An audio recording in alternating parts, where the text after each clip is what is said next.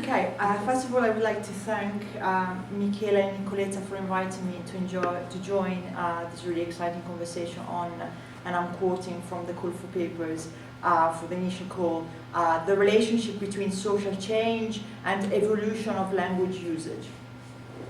I will draw on my research in translation studies to reflect on the formation of Italian vocabularies of homosexual liberation and gay liberation, which have appeared in Italy in various guises since the 1960s. So the framing of this panel implicitly makes reference to the contemporary strategies of the Italian lesbian, gay, bisexual, and transgender movement to oppose, and I quote again from the initial call of this panel, the permanence in Italy of discourses on gender and sexuality oriented in a homophobic and transphobic way. So national LGBT organizations have for a long time adapted and localized transnational vocabularies of sexual citizenship. So a set of words that interpolate subjects as members of a sexual minority within the nation. So an identifiable group that forms a noble part of the wider national community.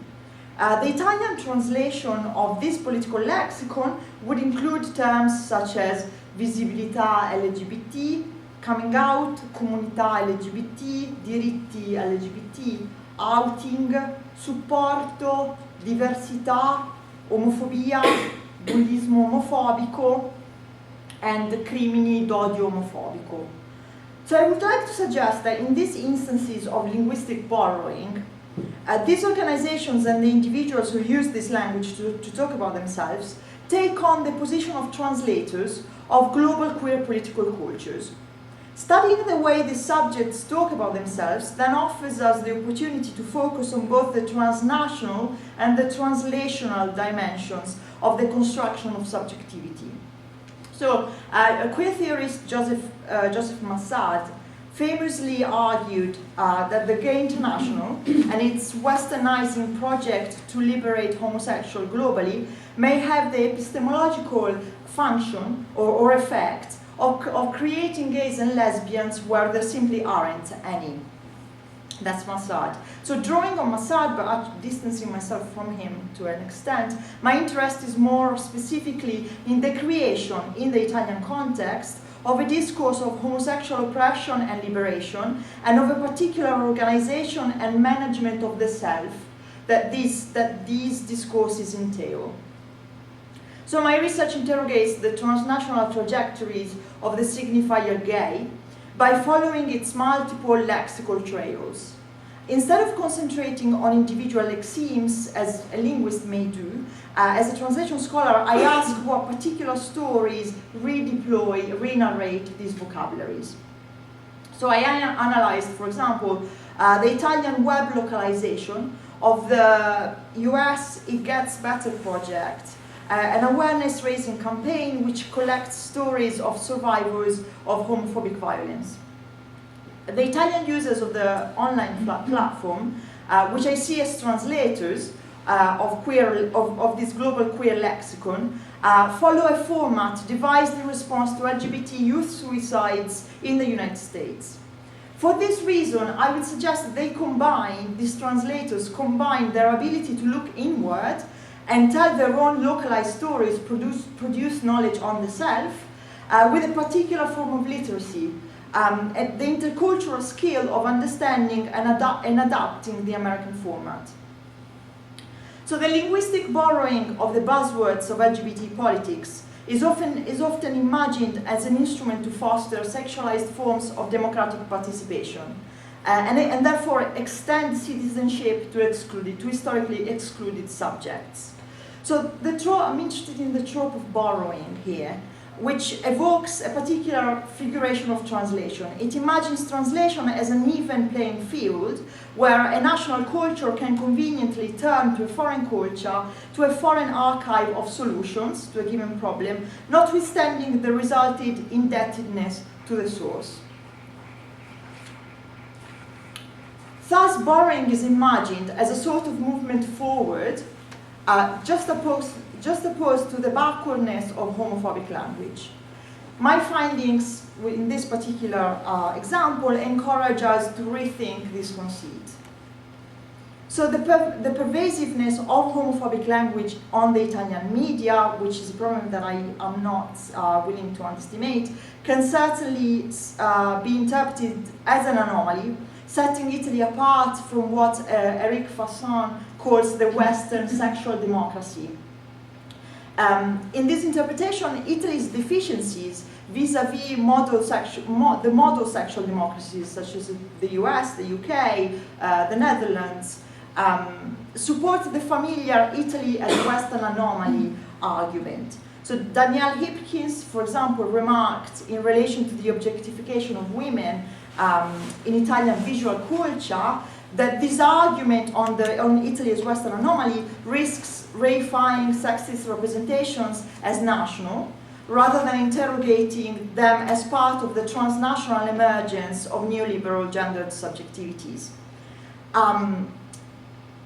In the original videos of the It Gets Better project, an LGBT individuals, the format imagines an LGBT individual overcoming the hardships of their teenage years, moving to the big city, finding a romantic partner, and living a happy adult life. So in this sense, the project positions sexual minorities alongside the ethnic minorities who have been famously exhorted to pull themselves up by the bootstraps by asking the victim of bullying to take action to improve their own life.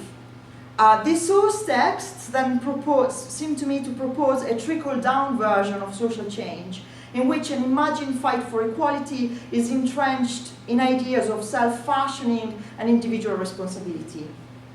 So instead I noticed that the localized Italian campaign often disavowed aspects of the original message and actually rewrote others quite radically, even though the buzzwords coming out, supporto, diversità, homophobia, recurrently appeared. The US campaign located homophobia in a set of clearly demarcated social spaces. For example, the mid-sized American city, the rural backwater, the church, the Catholic school. By really significant and evident contrast, in the Italian localized version, many of the Italian narrators, translators, argue that homophobia is located in the minds of the victims of homophobic bullying, and not in an outside identifiable space. That homophobia, and these are people who are experiencing, can present themselves as targeted with homophobia, but then also explain homophobia away by saying that homophobia is only really there if you're invested in seeing it. So here, what I'm doing, I'm going to conclude now, I'm going to kind of wrap up.